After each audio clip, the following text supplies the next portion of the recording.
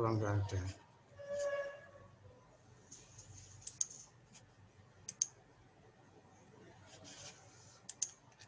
Kalau nggak ada, kita ke materi ya. Ini sudah, apa, PowerPoint-nya sudah tampak ya? Sudah tampak, Pak.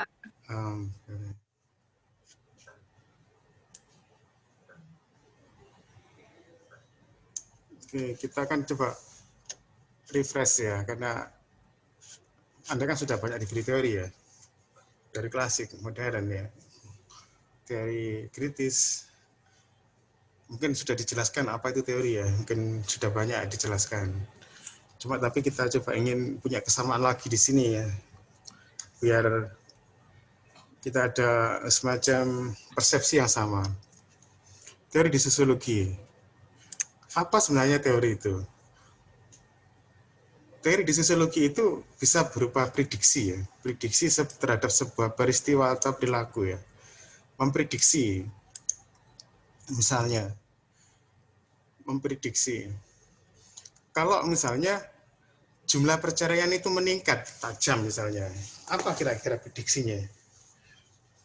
Misalnya. Nah, prediksi ini kan menurut teori. Misalnya kalau menurut teorinya Marx misalnya, kalau perceraian meningkat kira-kira apa yang terjadi?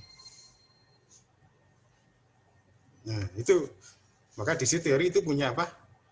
Punya penjelasan.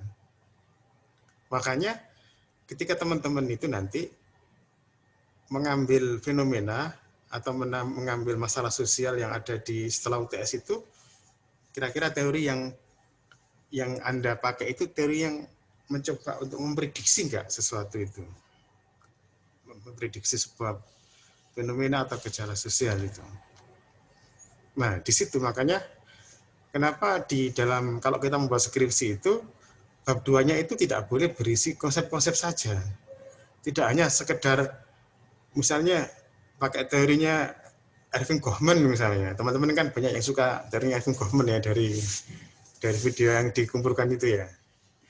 Misalnya di bab 2 itu jangan terus hanya diisi dengan Erving Goffman lahir di sini, kelahirannya, terus lebih ke historinya ya. Tapi lebih menjelaskan teori yang dipakai dari Erving Goffman itu yang mana. Nah, di situ untuk memprediksi misalnya fenomena atau gejala yang mau diteliti itu. Jadi memang teori itu bisa memprediksi. Misalnya kalau di sosiologi kan jelas, ketika ekonomi itu sulit, apa prediksinya kira-kira? Ketika ekonomi itu sulit, apa yang terjadi? Ada yang bisa jawab? Resesi, Pak. Apa? Resesi. Itu kan resesi dalam sisi ekonomi ya. Tapi secara sosiologi kira-kira apa prediksinya? Kalau Miskin. iya, kemiskinan. Salah sosial, Pak. Pengangguran, Pak. Tingginya Pengangguran. pengangguran, terus banyaknya orang jahat Iya, betul. yang akan muncul. Nah, itu. Kalau Anda mendengarkan radio SS itu kan hari ini berapa Honda Beat yang hilang? Kemarin itu saya dengarkan sebentar aja, itu Honda Beat itu banyak yang hilang ya. Mulai orang laporan itu loh.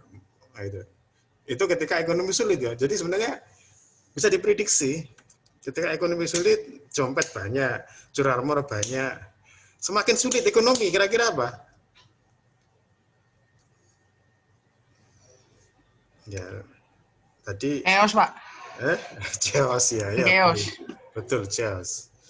Chaos itu berarti nanti kalau misalnya curanmor tidak hanya sekedar curanmor, tapi dengan kekerasan ya. Begal, Pak, makin banyak, Pak. Begal, perampokan, ya kan? Itu prediksi dari sisi sosiologi misalnya. Oke, yang kedua apa? Anggapan. Anggapan ini sebenarnya lebih ke arah eksplanasi ya, eksplanasi, penjelasan.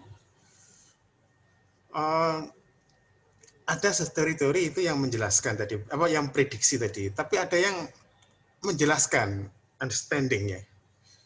Teori-teori Weber itu lebih ke arah penjelasan. Teori-teori fenomenologi juga menjelaskan, misalnya itu.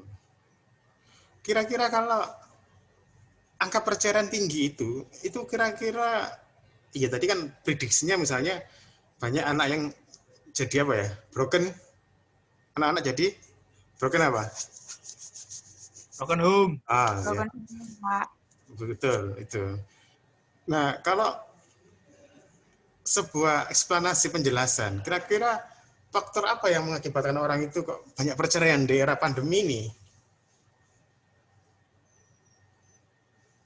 Kenapa? Banyak alasan, Pak. Alasannya apa kira-kira? Di era Ekonomi pandemi, juga bisa, terus perselingkuhan. kalau Kan saya perselingkuhan baca kan berita banyak perselingkuhan, Pak, di pas pandemi ini.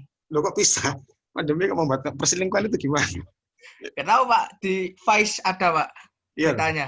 Iya, Pak. iya. Kira-kira yang selingkuh itu yang siapa? Bisa dari yang laki-laki, bisa dari yang perempuan, Pak. Di era pandemi kira-kira yang selingkuh yang mana? Nah, kan Banyak teori kan yang laki-laki, Pak.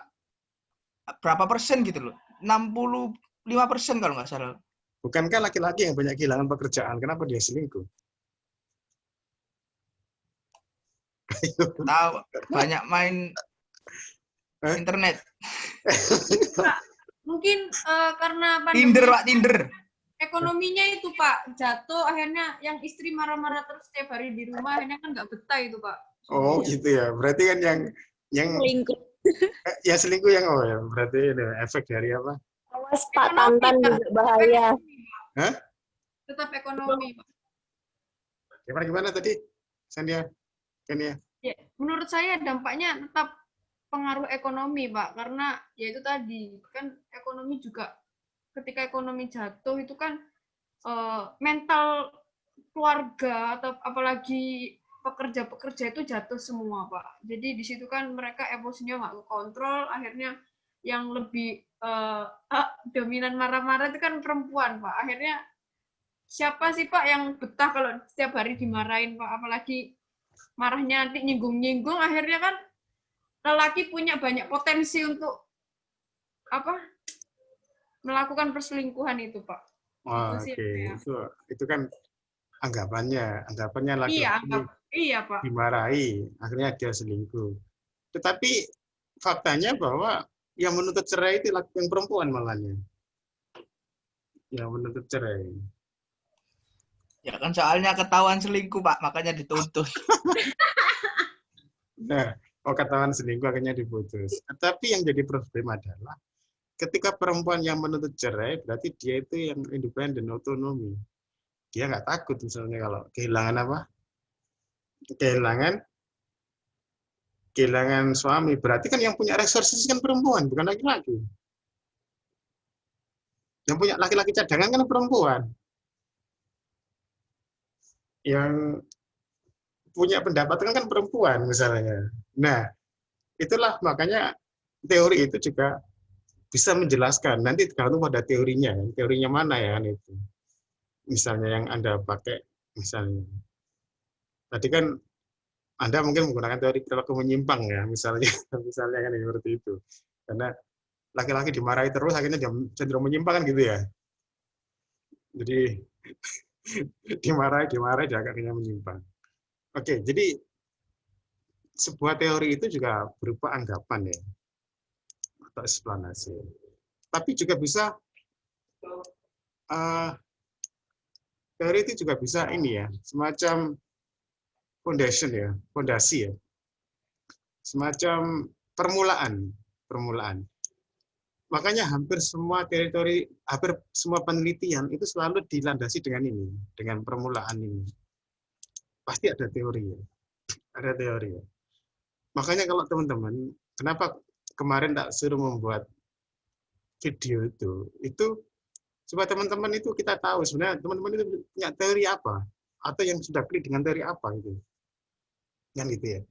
Dari video yang diunggah itu, yang baru 3 yang diunggah ya karena Mas Yanis ada kesibukan ya. Itu Erving Goffman nggak salah ya, Erving Goffman. Panggung depan, panggung belakang. Berarti tadi Anda, kenapa kok orang berceraian karena ada panggung apa? Ada panggung depan, panggung belakang. Selingkuh itu panggung depan atau panggung belakang ya? Oh, belakang, Pak. Nah, itu mungkin Anda lebih terframing dengan teorinya Irving Goffman. Nah, seperti itu. Nah, jadi kenapa saya ingin tahu Anda ini sebenarnya klik ke teori mana? Atau sudah ada klik ke teori apa? Karena apa? Karena Anda sudah semester berapa ini ya? 7 ya? Semester 5, apa? Pak. Ah, 5. 5 ini, bahkan ini kan teori posmu kan teori terakhir ya, makanya Anda harus punya pilihan.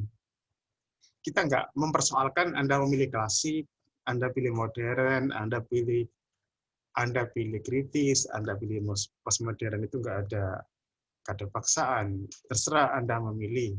Tetapi yang paling penting itu adalah di sosiologi ini Anda harus punya pegangan teori itu. Kalau nggak punya pegangan teori, maka tadi Anda nggak bisa memprediksi. Karena Anda nggak punya teori. Yang gitu.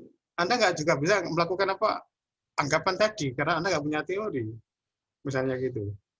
Nah, karena itulah pentingnya teori. Makanya nanti ketika Anda membuat skripsi, itu Anda harus punya teori itu. Sehingga nanti Anda nggak diombang-ambingkan oleh pembimbing ya. Kan itu ya. Jadi Anda datang itu, nah kebanyakan teman-teman ini datang dengan judul ya, bukan dengan teori ya. Jadi lebih ke ketertarikannya dulu, ke fenomena sosialnya itu. Nah, sehingga nanti baru dia tanya, ini teorinya apa ya? Nah, ini yang jadi masalah besar ini ya. Kalau nanti Anda tanya ke saya, ini teorinya apa? Ya, nanti akan tak beri rekomendasi teoriku misalnya. Atau teori yang saya sukai. Nah, seperti itu. Nah, belum tentu bahwa teori yang tak sukai, itu sama dengan Anda sukai. Nah, di sana. Maka sebenarnya boleh Anda datang dengan gejala, dengan masalah sosial, dengan fenomena sosial boleh. Tetapi Anda melihat fenomena, Anda melihat gejala sosial itu kan tergantung dari teori yang Anda gunakan. Apakah Anda mau memprediksi fenomena itu? Kan gitu. Apakah Anda mau mencoba untuk menjelaskan tadi itu? Atau Anda mencoba untuk melakukan semacam ini istilahnya permulaan studi dengan teori yang Anda gunakan ini, melihat gejala itu, misalnya. Anda tertarik interaksi simbolik, coba diterapkan itu misalnya, pada fenomena itu. Nah, jadi sekali lagi bahwa di sosiologi ini Anda harus punya klik terhadap satu teori ya, minimal satu teori. Nah, teori itu juga menjelaskan interaksi sosial ya, cara menjelaskan interaksi sosial. Makanya nanti itu orang tertarik pada gejala. Gejalanya misalnya apa? Gejala tentang tingginya angka perceraian misalnya. Atau narkoba. Tertarik pada narkoba. Maka nanti teori itu menentukan yang mana yang Anda teliti, interaksi sosial mana yang Anda teliti. Kan seperti itu. Kalau misalnya Anda pakai teori interaksi simbolik misalnya, dengan narkoba sebagai bahan untuk dikaji, maka Anda cenderung melihat simbol-simbol yang digunakan. Yang gitu. Walaupun sama-sama narkoba yang diteliti, tapi Anda mungkin lihat, misalnya gini, Anda tertarik. Sekarang ini kan semua serba digital ya, semua serba internet misalnya. Kira-kira peredaran narkoba sekarang dengan menggunakan internet itu seperti apa simbol yang digunakan itu? Emotikonnya seperti apa? Emotikonnya. Misalnya hari ini dia transfer, dia kirim misalnya ganja, itu kira-kira gambarnya apa ganja itu? Gambarnya apa? Nah, ini kan ada interaksi simbolik. Nah, kalau Anda nggak paham tentang itu, tentang emotikon yang digunakan, ya, walaupun itu simbol itu diletakkan di Facebook, dimanapun, ya Anda nggak paham. Tapi kalau Anda punya paham simbolnya, oh ini dia ternyata kirim ganja. Dengan emotikonnya apa? Nah, dia ada simbol-simbol tertentu. Nah, jadi teori itulah nanti akan menjadikan fokus itu, interaksi sosial mana yang Anda tangkap itu misalnya. Kalau narkoba, interaksi sosial. Kalau misalnya dengan teorinya apa misalnya panoptikon misalnya. Kenapa sih yang pecandu-pecandu narkoba itu kalau mendengar istilah aparat kok langsung menyelarikan diri misalnya, ya. Melihat seragamnya, melihat seragam polisi aja mereka sudah kayak apa ya? Sudah kayak bergetar ya hatinya ya. Overthinking, Pak. Kenapa? Overthinking. Betul. Overthinking itu panoptikon itu. Jadi apa? Lihat, seperti Anda bawa sepeda motor tapi nggak bawa SIM ya. Nggak bawa SIM. Itu di belakang Anda ada polisi, walaupun polisi itu sebenarnya tidak mengejar Anda, tapi Anda seolah-olah dikejar ya. Padahal ya tidak ya. Nah, itulah panoptik. Bagaimana sih bagaimana kekuasaan itu masuk ke dalam kognitif orang. Jadi orang yang tadi katakan narkoba itu cenderung overthinking. Jadi kayak semacam sudah ketakutan lah. Udah lihat simbol-simbol aja takut itu. Nah, seperti itu. Kerasin simbol. Nah, teori itu juga cara membuat preposisi yang diuji ya. Jadi sebenarnya ini perlu teori itu karena tadi menentukan fokusnya. Lalu menentukan apa? Nanti preposisi yang Anda hipotesis yang Anda uji seperti apa? Asumsinya Anda itu apa? Asumsinya. Jadi ada asumsinya. Kalau tadi mengatakan bahwa mungkin saya aja ditanya, tapi Anda belum menggunakan teori yang Anda gunakan. Kalau perceraiannya ini tinggi, kira-kira asumsinya apa? Kira-kira. Nah, preposisinya. Tentang anaknya seperti apa, tentang kehidupan ekonominya selanjutnya seperti apa. Nah, itu ada preposisi. Oke. Dalam penelitian, dalam disiplin penelitian sosiologi selalu dimulai dengan teori ya. Teori ini mendasar. Jadi setelah ada teori nanti, jadi kalau Anda nanti membuat proposal, penelitian, skripsi itu harus ada teori, dan mungkin yang terbarukan itu ada jurnalnya. Jurnal itu jelas dia merujuk pada teorinya itu, teori yang dipakai itu. Jadi ada teori, ada jurnal-jurnal itu. Nah, seperti itu. Oke. Nah, jadi ini sama prediksi, explanation, and foundation tadi itu. Dan ya, teori sosiologi ini beda dengan teori fisika ya, biologi ya misalnya. Kalau biologi ini kan teorinya sudah paten ya. Ya, dari vertebrata, unvertebrata misalnya apa, itu sudah paten. Teorinya besarnya tidak ada. Ya. Sehingga apa? Orang itu punya konsensus yang sama tentang konsep biologi itu. Nah, di sosiologi ini kan tadi banyak sekali ya. Hampir sosiolog itu punya teori sendiri ya. Jadi itu. Karena begitu banyaknya maka ini jelas membingungkan. Nah, itu. Makanya kalau Anda datang ke dosen dengan ini teorinya apa ya? Ini teori yang cocok apa ya? Ini akan membingungkan karena banyak sekali ini. Nah, makanya kalau ke dosen itu jangan ini teorinya apa ya? Nah, yang paling betul itu adalah saya sekarang tertarik pada fenomena narkoba misalnya. Tapi saya ini suka sekali dengan teorinya Derrida misalnya. Teori Derrida. Tentang apa? Tentang logosentris misalnya. Wah, ini narkoba disandingkan dengan logosentris misalnya. Nah, ini nanti Anda datang dengan ke dosen seperti itu, sehingga apa? Dosen Anda akan membantu Anda. Oh iya ya, oke. Ini narkoba, ini logosentris. Jadi bagaimana menelaah narkoba ini dari logosentrisme Derrida. Nah, ini dosen akan membantu Anda di situ. Lebih-lebih dosen itu paham teorinya Derrida. Paham itu memang sudah skripsinya tentang Derrida, tesisnya tentang Derrida, disertasinya tentang Derrida. Nah, dia akan banyak memberikan treatment tentang itu, walaupun yang dikaji ini fenomena baru, tapi dia akan bisa. Nah, itu makanya. Kenapa? Teori banyak sekali, di klasik aja banyak teori, di modern banyak teori. Di kritis ada itu, di posmo ini tadi katanya ada 4 tadi, minimal. Oke, ini tadi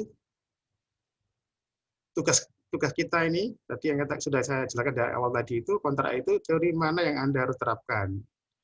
Jadi ini sebelum UTS itu teori mana yang Anda terapkan, itu dijelaskan dengan video. Bagaimana dan kapan menerapkannya, ini setelah UTS ya. Anda buat video setelah UTS, diterapkannya, bagaimana cara menerapkannya. Nah itu. Nah, Anda kan sudah banyak diberi teori di sosiologi kan, tadi katakan, secara perspektifnya aja, ada ini, ada struktural fungsional, ada fungsional, ada konflik, ada interaksi, ada feminis, ya banyak sekali sebenarnya teori sosiologi itu. Nah ini, Anda sudah diberitahu, Anda sudah melalui itu, Anda sudah diuji itu juga. Oke, ini mungkin kita jadi aja. Nah ini komponen teori sosiologi ini. Semua teori sosiologi itu membantu sosiolog menjelaskan peristiwa ya, peristiwa dijelaskan. Peristiwa, nah di sosiologi itu yang paling penting bukan peristiwanya, tapi teorinya ya. Apalagi nanti Anda membuat skripsi itu bukan peristiwanya ya, yang paling penting, tapi adalah teorinya, karena peristiwa yang sama bisa dikaji dari teori yang berbeda. Dan itu perilaku manusia tadi perselingkuhan misalnya dikaji dengan teori sosiologi yang berbeda-beda itu menarik. Nah, disitulah menariknya sosiologi. Bukan, wah saya tertarik tentang perselingkuhan di era pandemi. Teori apa ya? Nah, itu jadi masalah tadi itu. Teori apa ya? Tidak seperti itu. Perselingkuhan bisa ditelaah dari teori apapun, dari teori interaksi simbolik bisa, misalnya. Contoh kasus, misalnya interaksi simbolik ya. Mungkin ada sebuah lokasi, di situ ada montel. Montel ini banyak digunakan untuk kegiatan seksual misalnya. Nah, Anda ingin menentukan kira-kira yang datang ini, pasangan yang datang ini itu pasangan selingkuh atau pasangan yang tidak selingkuh dalam arti adalah dia beli di jalan ya, atau panggilan itu ya. Dia beli di jalan, lalu dia dibawa ke montel, atau perselingkuhan misalnya. Nah, yang menarik adalah dari interaksi simbolik misalnya, kira-kira ketika dia itu berhenti di resepsionis, di depan resepsionis, misalnya berhenti parkir sepeda motor, itu kira-kira interaksi simbolik akan tertarik. Ketika orang yang selingkuh sama yang tidak selingkuh itu beda ya, beda. Ketika dia berhenti di depan resepsionis itu, kira-kira yang laki-laki atau yang perempuan yang mendatangi resepsionis, helmnya dipakai atau enggak? Lalu ada enggak diskusi, misalnya? Ada diskusi. Kalau misalnya pasangan ini suami istri, ada diskusi. Dia diskusi kamarnya ini, jangan yang ini, jangan yang ini. Itu yang namanya yang kalau suami istri. Kalau yang cabutan biasanya, yang cabutan misalnya, dia mungkin laki-lakinya langsung ke resepsionis ya. Laki-lakinya yang ke resepsionis, lalu nggak ada negosiasi, nggak ada komunikasi, langsung laki-lakinya milih kamar, langsung mengajak itu yang mungkin yang cabutan ya. Tadi yang suami istri kan ada diskusi ya. Misalnya dia turun dari sepeda motor, mungkin agak harmonis ya. Ada komunikasi lah, ada percakapan misalnya. Lalu di depan resepsionis dia akan misalnya ada memilih kamar ini yang disukai. Tapi kalau yang selingkuh misalnya itu sudah kelihatan ya dari interaksinya itu. Dari turun dari sepeda motor itu sudah kelihatan di tengah-tengah ya. Ada tengah-tengah yang aman ini misalnya. Dia ingin melihat bahwa lokasi ini aman. Tidak ada orang yang mengenal dia. Kan itu. Helmnya dipakai, lalu dia lihat kanan kiri. Oh ini nggak ada yang mengenal dia, misalnya dia nah biasanya kalau yang selingkuh misalnya bisa jadi yang ke resepsionis yang perempuan, jadi dia cari amannya, dia analisis kira-kira yang aman yang mana, yang laki-laki atau perempuan yang ke resepsionis itu misalnya. Nah itu di situ ada negosiasi sedikit lah, kamu aja gitu misalnya. Nah di situ, nah makanya di sini tapi ada semacam dia lebih ke sensitif terhadap situasi. Dia akan buru-buru misalnya. Dia akan melihat ke sekeliling. Nah, sebenarnya interaksi simbolik ketika diterapkan di perselingkuhan, ya melihat itu sebenarnya, lihat frame-nya itu. Jadi dia akan cari objek-objeknya, misalnya misalnya di Surabaya ada, misalnya lokasinya, misalnya. Nah ini dia bisa menentukan, sehingga dia bisa memprediksi misalnya dari satu hari itu, misalnya dari pasangan-pasangan yang datang itu misalnya bisa diprediksi yang selingkuh itu 50%, yang tidak selingkuh misalnya yang suami istri kelihatan dari harmonis tadi misalnya mungkin 20%, mungkin 10% mungkin cuma ya istilahnya. Sementara yang cabutan misalnya mungkin agak tinggi. Nah di situ itulah prediksinya itu. Nah dijelaskan tadi dengan simbol-simbol yang dipakai. Nah seperti itu. Teori sosiologi. Nah teori sosiologi itu selalu menjelaskan dua kunci ya. Yang ini ya, yang kuncinya ini ya ini. Bagaimana kita ada. Ini adalah menjelaskan dua kunci. Kita ini bisa kelompok, bisa komunitas masyarakat. Apa yang mengikat ini sebenarnya? Kok ada? Lalu bagaimana kita berubah? Apa faktor yang mendorong perubahan itu? Ini dari sosiologi itu selalu menjelaskan dua kunci ini. Nah, untuk levelnya ada makro, mikro. Anda sudah paham itu. Misalnya fungsional struktural itu adalah makro. Interaksi simbolik adalah mikro misalnya.